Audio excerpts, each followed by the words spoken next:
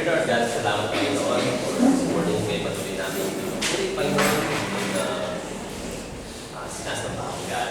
Salamat kami Lord sa inyong biyaya Panginoon. Dahil sa biyaya lahat na narito Panginoon. Merong mga kalakasan Panginoon. Merong buhay o Lord. Salamat sa walang hanggang pag-ibig Panginoon. At salamat sa buong linggo na ikaw nag-ingat sa bawat sa Panginoon. Lord, sa umaga daw gusto mo na yung magkalog sa inyo ang God. Karapat-daman na pagpuri Panginoon, pagsamba sa nag-iisang Diyos na buhay, na tila at tapat at lubos na uli sa Panginoon. Salamat po. Mag-aada kami sa inyo na yung malalas ko. Natin ito o Lord, upang lalo pa mo God mapalapit sa inyo Panginoon. Salamat po Lord sa lahat. Sa inyo lang nakapaghan at pagsamba sa tayo pa ng aming Panginoon Jesus.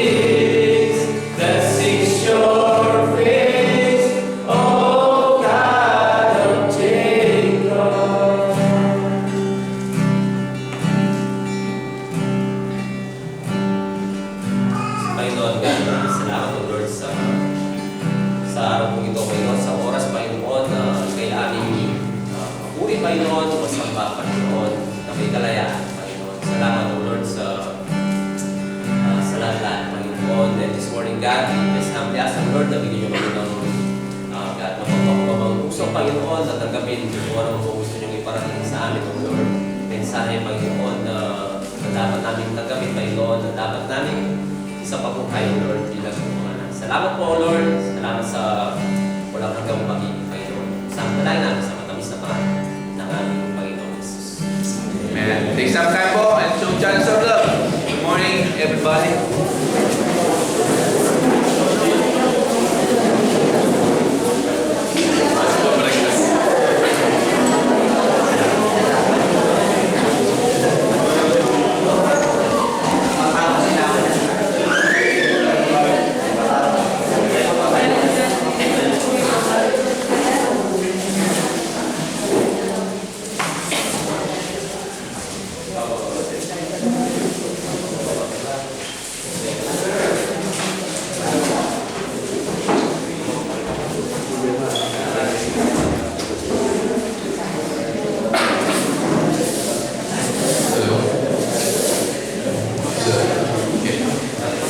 Again, good morning po.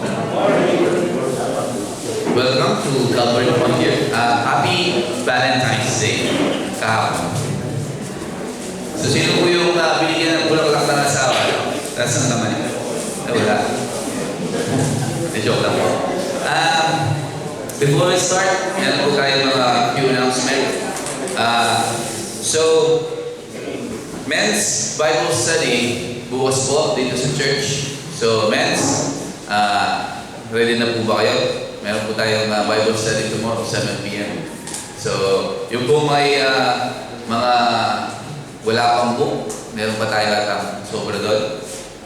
You can come tomorrow, 7 p.m. dito po sa church, men's Bible study.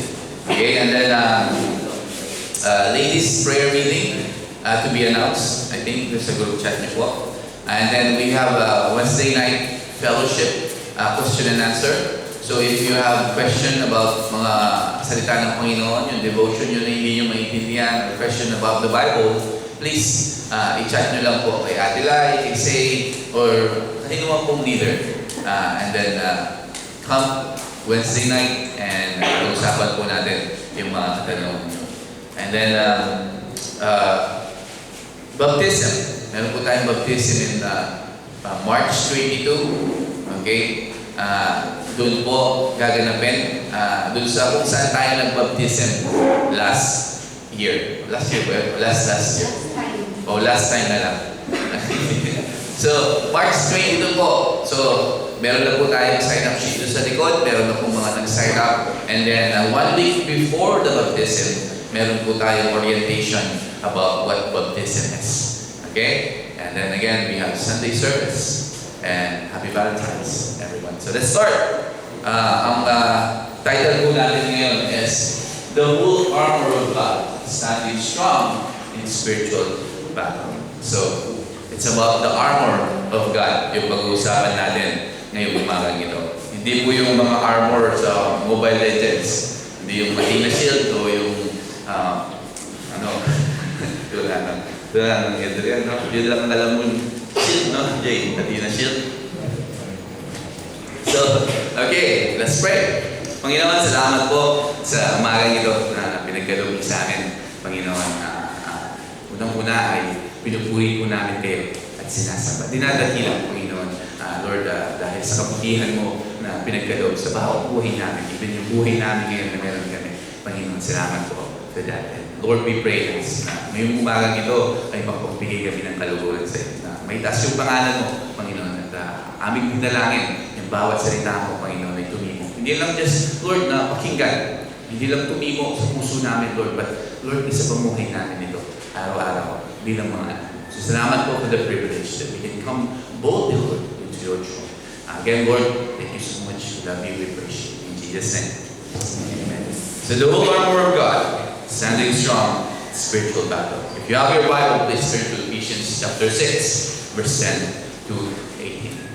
So, marami pong Kristiyano ngayon ay totoong ligtas. Though, many Christians are saved. But, not armored. Hindi sila nakasuot ng baluti ng Diyos. So, mga kapatid, umpisahan natin ito sa isang katotohanan na maraming Kristiyano na mahal ang Diyos. Tama. Maraming believers na sinasabi nila na mahal nila ang Diyos. Marami na nag-a-attend sa church. Marami ang nagdarasal. But marami din are still spiritually exhausted. Na ang dali nilang ma-discourage and often defeated. Bakit? Bakit na itong mga believers na to na mahal ng Diyos, they attend church, they pray, nakikita ko sa buhay na, but marami pa rin na spiritually exhausted. Marami pa rin na napakadali nilang ma-discourage sa buhay na to and often defeated sa buhay. Bakit? Because being saved does not automatically means being spiritually equipped. Hindi ibig sabihin na, ay, ligtas na ako. Di ba? Ay, Kristiyano na ako. Hindi automatic na tayo ay spiritually equipped. Okay? Paul dito isinulat niya itong passage na to hindi para sa mga unbelievers, para sa atin na mga believers.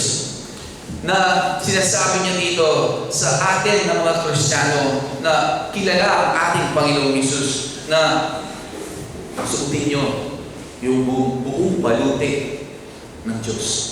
Put on the whole armor of God. That means it is possible to be saved but still spiritually unprotected. O ligtas tayo, di ba? Kilala natin ang Panginoon, but still tayo ay spiritually unprotected. Araw-araw yung pananampalataya natin is being tested. Tama? Araw-araw yan is being tested. Yung kaisipan natin is being attacked ng mundong ito. Yung puso natin is being pressured. Yung paglalakad natin sa Diyos, araw-araw is being challenged by this word. This is not just life. Ito ay isang spiritual warfare. At ngayong umagang ito, God is teaching us kung paano tayo manindigan ng matatag. To stand strong in the Lord. So let's begin in verse 10 to 13. Nasabi ni Paul, at bilang pangwakas, magpakatatag kayo sa Panginoon. Sa pamamagitan ng dakila ng kapangyarihan, gamitin ninyo ang lahat ng kagamitang pandigma na ibinigay sa inyo ng Diyos para malabanan nyo ang mga lalang ng diablo. Sapagkat ang kalaban niya ay hindi mga tao, hindi masasamang espiritu sa himpapawid, mga pinuno, may kapangyarihan at mga tagapagmahala ng kadiliman na mamayani sa mundong ito. Kaya gamitin nyo ang lahat ng kagamitan, pagdigma na ibinigay sa inyo ng Diyos, para sa oras na dumating ang kasamaan ay magawa ninyong makipaglaban at pagkatapos ng pakikipaglaban ay manatili pa rin kayong matatag. In New King James, it said, finally, my brethren, be strong in the Lord and in the power of His might. Put on the whole armor of God, that you may be able to stand against by the wills of the devil. For we do not wrestle against flesh and blood, but against principalities, against powers, against the rulers of the darkness of this age, against spiritual hosts of wickedness in the heavenly places. Therefore, take up the whole armor of God, that you may be able to withstand in the evil day, and having done all, to stand. Sabi ni Pablo. So Paul begins dito, nag-umpisa siya dun sa foundation. Ano yung foundation natin as a Christian? Yung kalakasan natin. Tama? But kung papansinin mo dito sa sinulat ni Pablo, hindi niya sinabing maging matatag kayo sa mga talent niyo sa buhay. Hindi, di ba? Hindi niya sinabing maging matatag kayo o maging malakas kayo sa mga experiences niyo sa buhay or sa mga emotion niyo sa buhay. But sinabi niya rito, be strong in the Lord. Di ba? Napakaliwanag. Bakit? Because yung kalakasan natin bilang mga tao, bilang mga human, has limits. Merong limitasyon yung ating mga kalakasan. Yung kalakasan natin can fail kapag pagod tayo. Tama? Yung kalakasan natin, nag-fail yan kung minsan pagod na tayo. Kapag nasasaktan tayo, kapag stress tayo, kapag disappointed tayo. Tama? But yung kalakasan ng Panginoon, hindi nauubos. Never runs out. So Paul then inireveal niya sa atin kung ano yung mga laban dito. O yung battle na kailangan namin labanan. Sabi niya, we do not wrestle against flesh and blood. Sabi niya, di ba? So ibig sabihin, yung totoong mga kalaban natin, hindi yung mga asawa natin. Tama? Or hindi yung boss mo sa trabaho. Hindi yung mga kamag-anak mo. Hindi yung mga tao na nanakit sa atin. Behind many visible conflicts, there is an invincible spiritual attack na nangyayari. Yung enemy wants to divide marriages. Tama? Satan, ngayon, sa panahon natin, gusto niya na paghiwalayin, i-divide yung marriage ngayon. I-destroy yung ating pananampalataya. Create discouragement sa mga tao. At i-pull tayo papalayo bilang mga Kristiyano away from God. Yun ang ginagawa ni Satan. So, kung lalabanan natin yung mga tao, if we fight people instead of fighting spiritually, matatalo tayo doon sa totoong laban bilang mga Kristiyano. Imagine niyo yung isang police officer na hinahabol niya yung shadow doon sa pader instead na yung totoong criminal. So kapag hinahabol niya yung shadow na yun, makakatakas yung totoong kriminal. Makaka-escape siya dahil hinahabol niya yung maling kriminal. Tama? He's fighting the wrong target. So maraming Kristiyano ay ganito. We argue with the people. Di ba? Sa mga tao. Nagagalit tayo sa ating mga pamilya. Biniblame natin yung mga co-workers natin. Dinadala natin yung mga bitterness sa buhay natin. Pero yung real enemy is ang sin. So, kapag nag-focus tayo on the wrong enemy, sinasayang natin yung energy. At nawawala at natatalo tayo doon sa totoong battle bilang mga Kristiyano. At yung devil o si Satan, masaya siya when believers fight each other. Instead of praying and standing with God or in God, nag-aaway-aaway tayo. And Satan is happy. So, tanungin natin yung sarili natin bilang mga Kristiyano. Honestly. Di ba? Am I reacting emotionally instead of spiritually? Nagdarasal ba ako unang-una or I complain first? Ako ba as a Christian, nagre-rely ba ako sa Diyos or sa sarili kong kalakasan? Strength in the Lord, ibig sabihin, I cannot do this alone. Yun yung sinasabi ni Pablo dito, that strength in the Lord. Na sasabihin mo, hindi ko ito kaya mag-isa. But with God, I can stand. Makakatayo ako dahil sa kalakasan ng Panginoon. So, ramdam mo ba na mahina ka ngayon? Emotionally, mentally, spiritually. But God never asked you and me na maging matatag mag-isa. Diba? God never asks us to be strong alone. So when we believe on God's strength, sa kalakasan ng ating Panginoon, yung kahinaan natin nagiging lugar kung saan yung kanyang kapangyarihan ay nag-work sa buhay natin. Okay? So, continue na fight the battle. But not with our own strength. Hindi sa sarili nating kalakasan, but sa kalakasan ng ating Panginoon. So sabi ni Pablo, suotin natin yung buong baluti ng Diyos. So ano yung mga yun? Isa-isahin natin. So in verse 14, sabi niya, yung unang baluti na sinasabi ni Pablo dito, the belt of truth. In verse 14, sabi niya, kaya maging handa kayo, gawin ninyong sinturon ang katotohanan. Stand, therefore, having girded your waist with truth. Sabi ni Pablo dito. So in Roman armor, kung babalik tayo sa panahon ng mga Romano, yung belt na sinasabi ni Pablo dito, siya yung nagdadala sa lahat. Even ngayon naman, di ba? Kapag wala kang belt, maluwang yung pantalon mo, anong mangyayari sa'yo? Di ba? Maglalakad ka na naka-low-waist yung pantalon. Parang hip-hop ka. Di ba? Or mahuhubad na lang kasi wala kang belt. Di ba? So, it's the same thing in Roman armor. Di ba? Yung panahon na yun, yung belt, siya yung nagdadala ng lahat. So, without the belt, the armor becomes loose and effective. Di ba? Hindi siya makakapag-focus doon sa gera o doon sa war na nilalabanan niya dahil lagi niyang inaangat yung kanyang pantalon o yung kanyang armor. Lagi niyang inaayos dahil wala siyang belt. So, yung katotohanan holds our spiritual life together. Namumuhay tayo ngayon as a Christian dito sa mundong ito na puno ng kasinungalingan. Tama?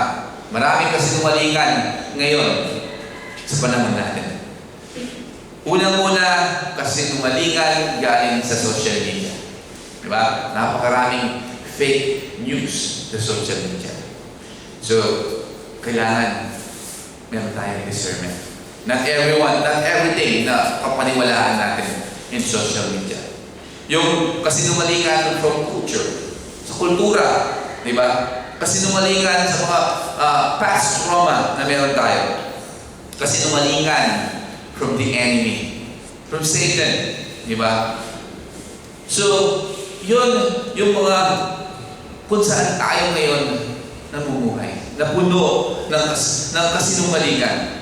Ano yung mga common lies, believers, na narinig natin araw-araw? So, ito yung mga kasinungalingan na laging pinifit sa atin ni Satan. Na sinasabi niya, you are not good enough. Hindi ka sapat, sabi ni Satan sa'yo. Diba? Sa atin, binibring us down tayo ni Satan. Sinasabi niya, ang Diyos, kinalimutan ka niya. Diba? Yun yung sinasabi ni Satan sa atin, yung mga kasinungalingan na pinifit niya sa atin. Sinasabi niya, yung mga panalangin mo, don't matter anymore. At sinasabi niya, hindi ka na magbabago. Diba? Yun yung pinipig na kasinungalingan ni Satan sa atin, hindi ka na magbabago. Ganyan ka na lang. So if we believe, itong mga kasinungalingan na to, yung buhay natin ay susundin kung ano yung kasinungalingan. Tama? Dahil pinaniwalaan natin.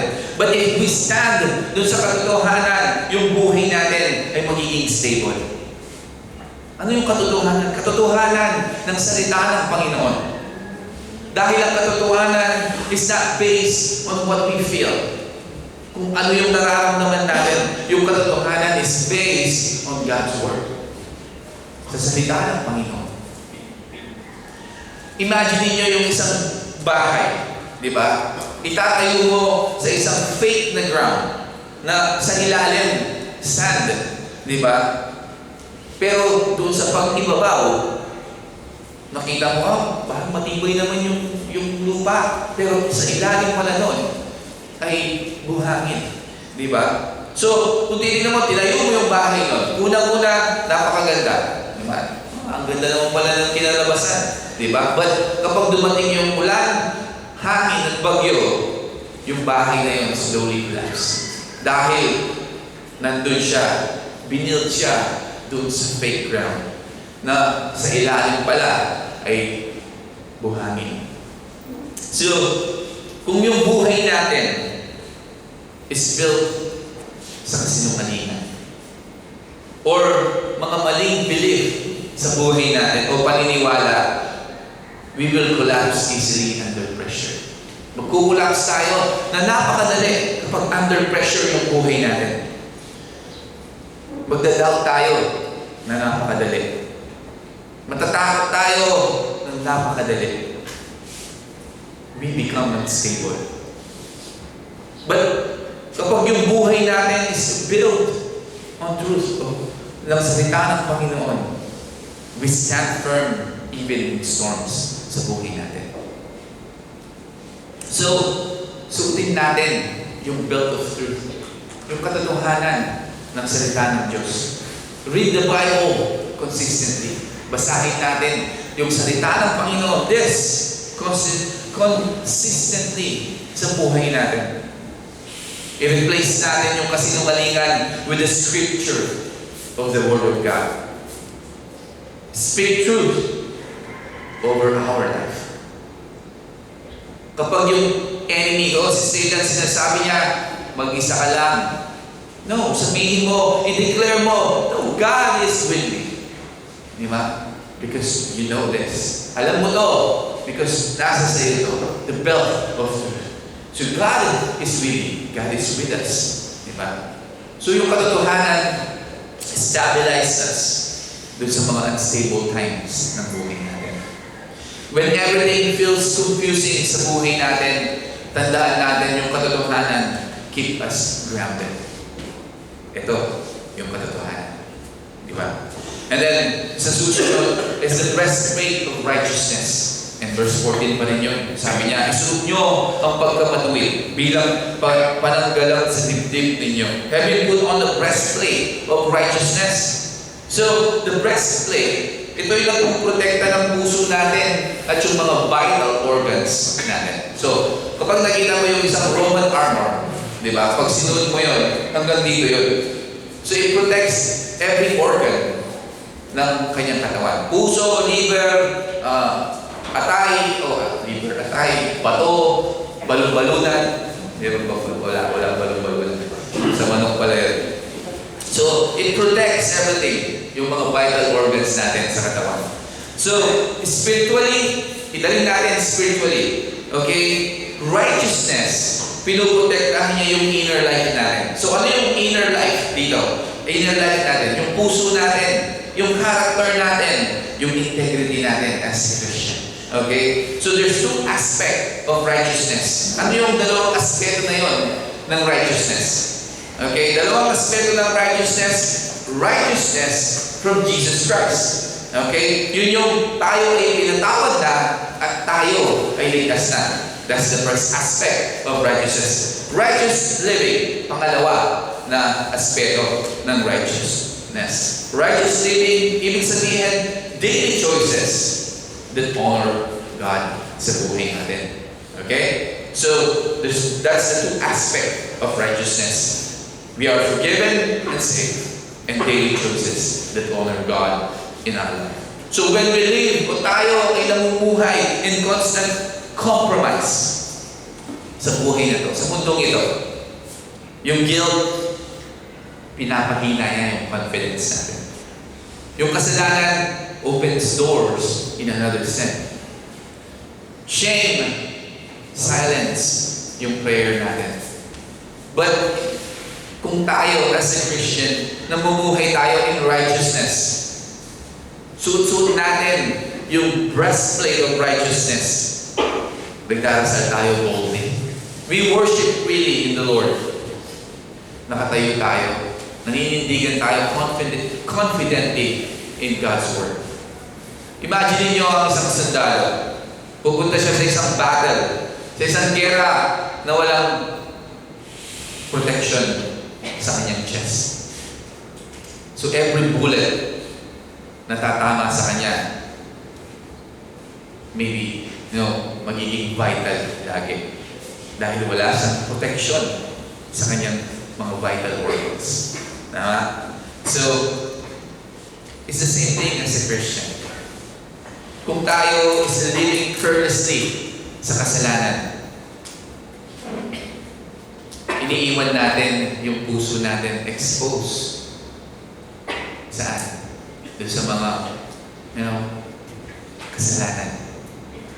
Hindi dahil God stopped loving you and me. But because yung kasalanan, pinapahina niya yung spiritual protection sa buhay natin. So, righteous living, hindi ibig sabihin, hindi kang perfecto. Diba? Kapag sinabing, you need to live a righteous life, hindi naman ibig sabihin, magiging ka ng perfecto. Hindi po ganun. But, when we said, righteous living, it makes us protected. Diba? Yun yung ibig sabihin.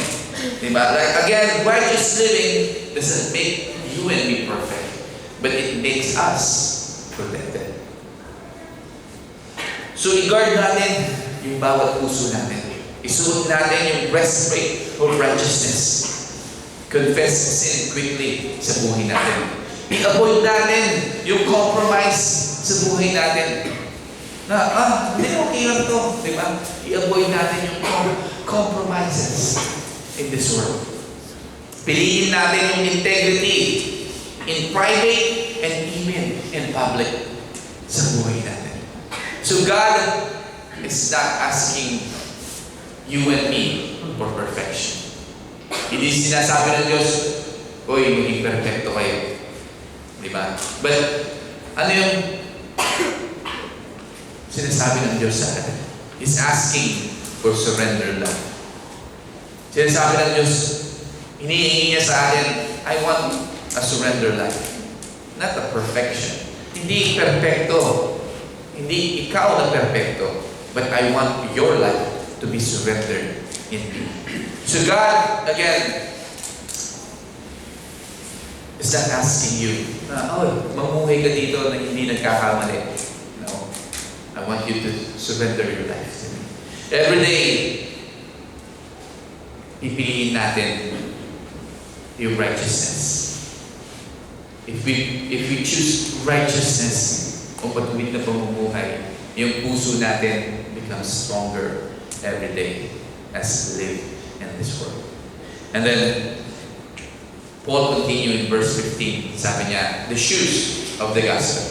Sabi niya, isuot nyo bilang sapatos ang pagiging handa sa pangangaral ng magandang balita na nagbibigay ng kapayapaan. And having shod your feet with the preparation of the gospel of peace. Sabi niya. So, soldiers, ang mga sundalo, kailangan nila ng matatag na sapatos. Di ba?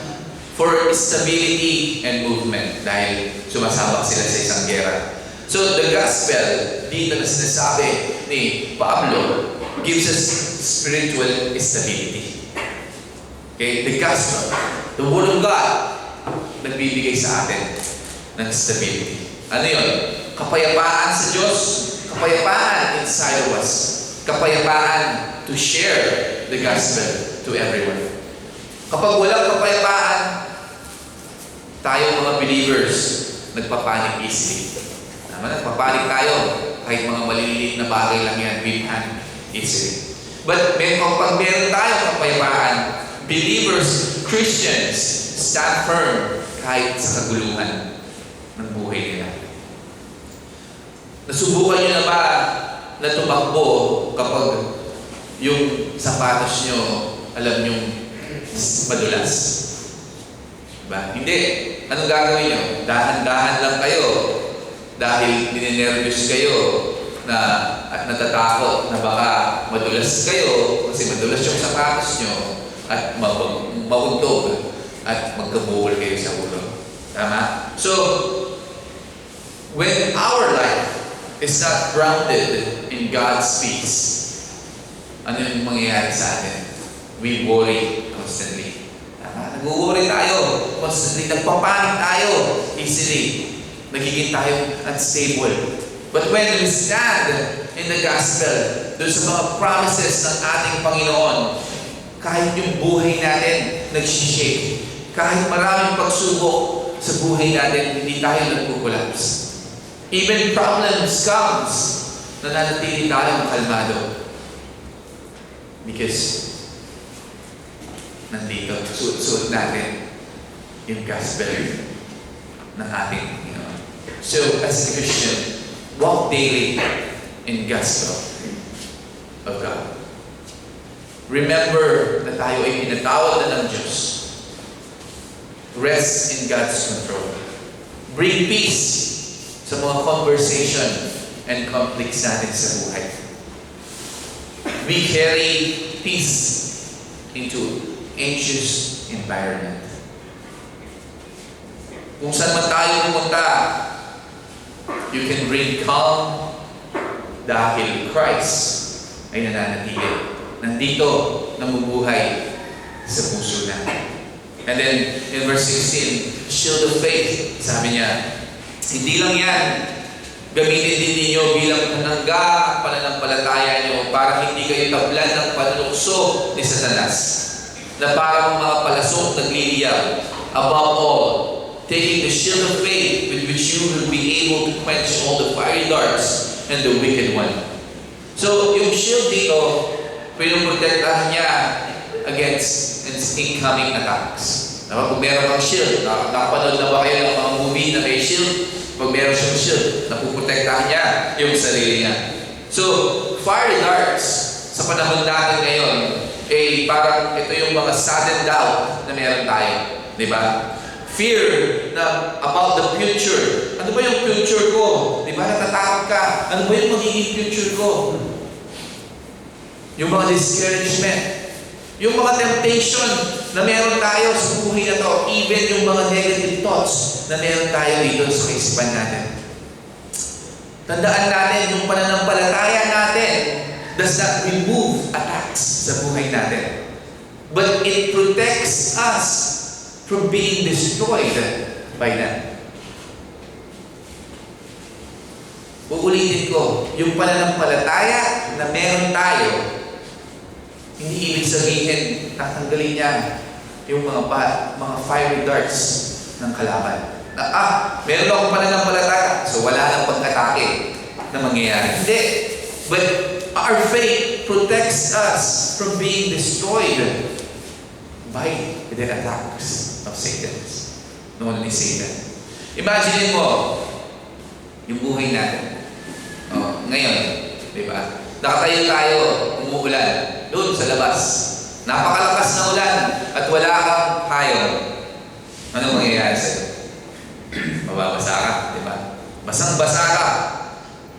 Madali kang basa. Lahat mababasa sa'yo. But kung meron kang payong,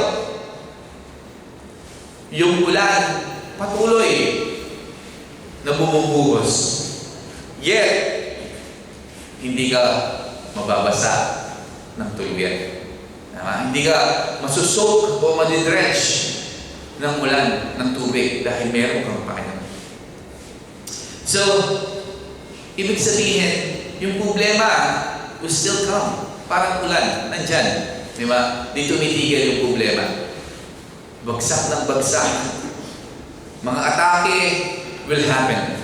Still happen. But faith is the umbrella. Yun yung payong. It protects yung puso natin from being overwhelmed. So without faith, every problem penetrates deeply sa buhay natin. Parang nandun ka sa labas na wala kang payong habang umuulan. Lahat ng tubig ulan penetrates sa buhay mo o sa katawan mo. Diba? So it's the same thing. Without faith, every problem penetrates deeply sa buhay natin. But with faith, merong pananampalataya. Pag meron tayong pananampalataya sa buhay natin, we remain standing. So, lift our shield. Declare natin yung mga promises ng Diyos sa buhay natin. Trust God even in uncertainty in our life.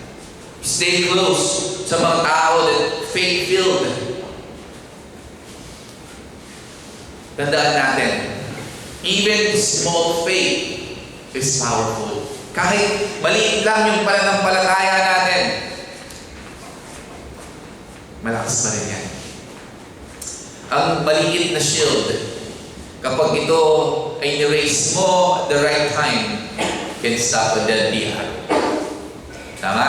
Kahit ganito lang kalaki yung shield mo, kapag inangat mo yun in the perfect timing, it will shield you and me from an arrow that can kill us.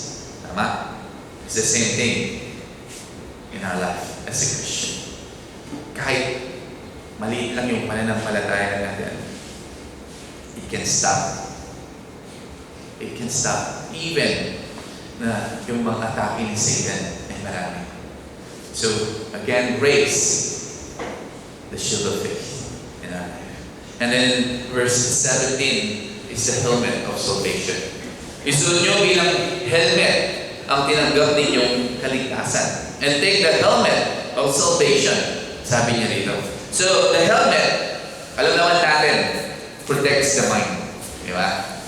Ito yung nagpuprotekta sa ulo natin. Pag motor tayo, meron tayong helmet. Pag nakikipag-gera yung isang sundalo, meron siyang helmet. Sa panahon ng mga Romano, meron silang helmet. Di ba? So, bakit sinabi ni Pablo that, about the helmet of salvation? Dahil the enemy attacks the mind first. Satan, ang una niyang ina-atake sa mga Kristiyano ay yung ating kaisipan. Di ba? So, nagtatanim siya ng mga thoughts sa ating kaisipan na sinasabi niya, hindi ka man ligtas. Or, disappointed ng Diyos sa iyo. Or, sinasabi niya, Arnold, hindi ka na magbabago. Diba? Yun, yung tinatanim ni Satan in our mind. But salvation, the helmet of salvation reminds us Christians, pinatawad ka na ng Diyos. You are forgiven. You are chosen. You belong to Christ. Yun yung sinasabi ng salvation. The helmet of salvation. Pinatawad ka na ng Diyos. Tinigtas ka na ng Diyos. Pinili ka ng Diyos. Sa Kanya ka.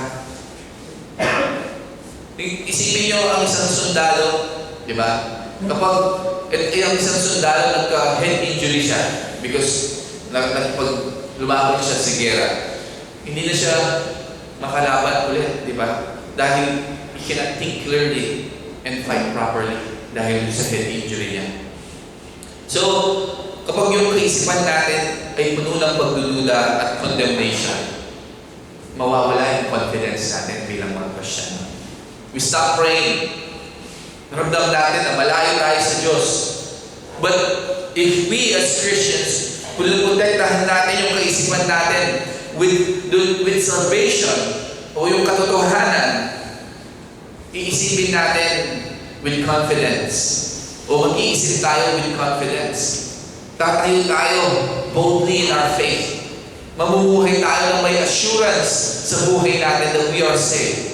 So, this morning, Paul is saying, isuot nyo yung helmet of salvation. Protektahan nyo yung kaisipan natin o protektahan nyo yung kaisipan nyo. I-reject nyo yung condemning thoughts that Satan plants in our minds. Meditate on God's promises. Remember yung identity nyo in Christ Jesus. Again, you are not defined by your past. We are not defined who we are. Kung sino tayo in the past. You are defined, or we are defined by your salvation, by our salvation in Jesus Christ. So wear your helmet of salvation. And then in verse 17, still, sabi niya, the sword of the Spirit. At gamitin niyo bilang espada ang salita ng Diyos sa kaloob ng banal na Espiritu. And the sword of the Spirit, which is the Word of God. So, ito lamang yung pinaka-offensive weapon na meron tayo bilang Kristiyano. Diba? The Word of God is how we fight back. Kung paano tayo lalaban against temptation, against lies, against fear. Alam natin lahat, Jesus defeated Satan. Anong gamit niya? Using the Scripture. Di ba? So, ang isang sundalo, kapag wala siyang, o meron siyang armor sa kanyang katawan. Pero wala siyang baril. Anong gagawin niya? He can only defend yung sarili niya. Tama? Didepensa niya lang yung sarili niya. Wala siyang baril. Wala siyang gamit na pang-atake.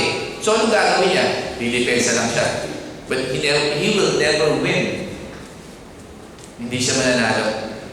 So, if we don't know God's Word sa buhay natin, we cannot fight lies effectively. Hindi natin malalabanan yung kasinungalingan effectively because hindi natin alam yung salita ng Panginoon. Tama? We feel spiritually powerless. Oo, mananatili tayo dun sa defense lamang. But kapag alam natin yung scripture, yung salita ng Panginoon, we speak truth. Masasabi natin yung katotohanan. Mariresist natin yung temptation. Malalabanan natin spiritually. We can fight spiritually. So, gamitin natin yung salita ng Panginoon daily. Anong ibig sabihin ko doon? Basahin natin ito. I-memorize natin ito. Speak it in prayer. God's Word in our mouth becomes a weapon in your life. In our life. So, oo, meron tayong baluti, pero wala tayong armas. Ang nagdepensa lang tayo, and we will never win. We need this as a weapon. We need this para tayo ay makalaban. Again, memorize it. Speak it in prayer. Read the Word of God. And in verse 18, sabi ni Pablo dito, at manalangin kayo sa lahat ng oras sa tulong ng banal na Espiritu. Ipanalangin ninyo ang lahat ng dapat ipanalangin. Huwag kayong magpabaya, patuloy kayong manalangin, lalo na para sa lahat ng pinabanal. Praying always with all prayers and supplication in the Spirit, being watchful to this end with all perseverance and supplication for all the saints. Sabi ni Pablo. So prayer connects us to God's power o sa kapangyarihan ng Diyos. So without prayer, yung baluti natin ay nakasuot nga but inactive. Diba? Nakasuot to pero inactive. Yung kalakasan humihina. Discernment nagpe-fade. Prayer keeps us, or you and me, is spiritually alert and strong. Ang isang sundalo, meron siyang full equipment. Sabihin na natin, buo yung equipment niya. Meron siyang helmet, lahat nakasuot sa niya. But kahit na lahat ng meron siya, pero wala siyang communication doon sa kanyang commander, anong mangyayari sa kanya? He becomes confused and vulnerable. Tama? Dahil wala siyang direction. Hindi niya alam ano yung lalabanan niya. Hindi niya alam saan siya pupunta because wala siyang communication with his commander. So, it's the same thing to us Christians. Prayer keeps us connected to God's direction. Sa direction ng Diyos. So, without prayer sa buhay natin, we fight blindly. Lumalaban tayo na hindi natin nakikita. But kapag meron tayong panalangin, we fight o lumalaban tayo ng may gabay o guidance kasama ang Diyos. So, we need to pray daily. Sa mga decision natin, sa mga struggle natin, para sa ibang tao. So, prayer, hindi lang ito isang ritual. It is direct access to heaven's power. So mga kapatid, araw-araw, yung buhay natin, kung saan man tayo nilagay ng Diyos, it's a battlefield. But God, hindi niya tayo sinugo into the battle unprepared bilang mga Christian. Bilang mga anak na, dahil as a Christian, kailangan isuot natin at meron tayo dapat ng belt of truth, breastplate of righteousness, shoes of peace, shield of faith, helmet of salvation, sword of the Spirit, power of prayer. So, we are not weak Christian. Hindi tayo mga mahihinang mga Kristiyano trying to survive sa mundong ito. Tayo ay mga spiritual soldier tinawag para manindigan. Kapag yung buhay natin ay mabigat o mahirap, isuot natin yung baluti ng Diyos. Kapag yung temptation dumarating sa buhay natin, suotin natin yung baluti ng Diyos. The armor of God. Kapag discouragement comes sa buhay natin, again, wear the armor of God. Ramdam mo man, napagod ka na. But, huwag mong alisin yung baluti ng Diyos sa buhay mo. Sa buhay natin. Diba? Minsan ramdam natin na pagod na ako.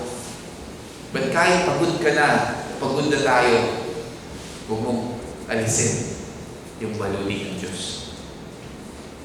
Ramdam mo man na daming pag-atake ni Satan sa buhay mo. Sa buhay natin. But do not step back. Ramdam mo man na mahina ka ngayon o mahina tayo ngayon. Tandaan natin na we need to stand in God's strength. Hindi sa sarili nating kalakasan.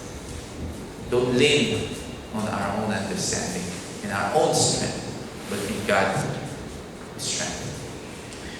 So after everything, we need to stand. Manindigan tayo. At sabihin natin sa bawat mga sarili natin, hindi ako nag-iisa in every battle that I face. Dahil God has equipped me. God is with me. And I will stand. Dahil victory does not belong dun sa mga malalakas na tao. Yung victory doesn't belong dun sa mga tao dun sa gym na yung malalakas na katawan. But victory belongs to the one who stands in the strength of the Lord. Doon kung saan yung mga believers, yung kalakasan nila ay nagmumula sa Diyos. Doon yung victory. So again, suot natin yung buong baluti o armor of God. Because we need it. Kailangan natin bilang mga Kristiyano. Isa lang ang mawala doon. Something na merong ihina sa buhay natin. So, isuot natin lahat ng yon at huwag natin kalimutan. Again, huwag natin, kapag ramdam natin sa buhay natin na hindi natin kaya, naghihina na tayo, nasasaktan tayo, don't step back. Huwag natin tanggalin yung armor ng Diyos. But stand strong and continue to wear the armor of God in our life. Because kapag nakasuot sa atin yun, Jesus is with us. Sabi nga, every battle that we face, He's there with us, facing the same battle na hinaharap natin. Jesus is with us. Let's pray. Lord, salamat po sa umagang ito, Panginoon, for reminding us about your Panginoon, yung binigay mo sa amin na mabaluti, Panginoon, to defend our faith. Lord, we pray and ask na tulungan niyo po kami na isuot lahat ito, Panginoon, yung buong armor na binigay niyo sa amin, Panginoon. Manatili kami na nakatayo at lumalaban, Panginoon.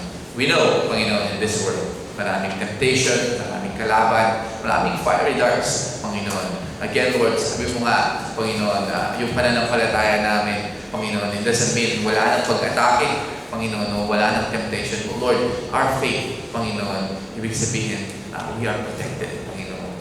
Yung protection namin from the enemy, Panginoon. So Lord, we pray and ask na lumalim pa po yung aming pananampalataya at relasyon sa iyo, Panginoon. Na maging matatag kami spiritually, Panginoon, at continue na basahin namin yung salita mo at sa pamumuhay namin, Panginoon. Again, Lord, salamat po for everything you've done. May Panginoon, may umagang ito na nakapagbigay kami ng kapurihan at pagsama sa iyo. May you continue to take care, Panginoon, lahat na nandito ngayon as we go in separate ways, Lord. We love you, we praise you, and we commit all these things, Lord. In Jesus' name we pray. Amen. So read your Bible, say your prayers, and love one another. Love you, guys. And stand and worship the Lord.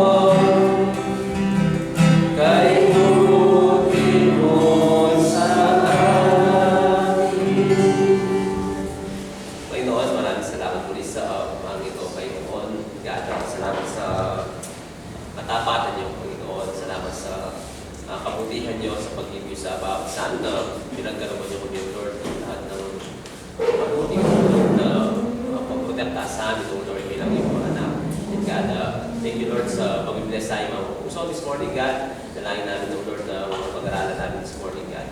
Sa pamuhin namin, Panginoon, sundin namin, Lord, God, at gawin namin, Lord, God. Dalangin namin na patuloy niyo po kaming gabayan, ingatan, Lord. Dalangin namin sa magkabis na pangalan ng ating Panginoon Jesus. Amen.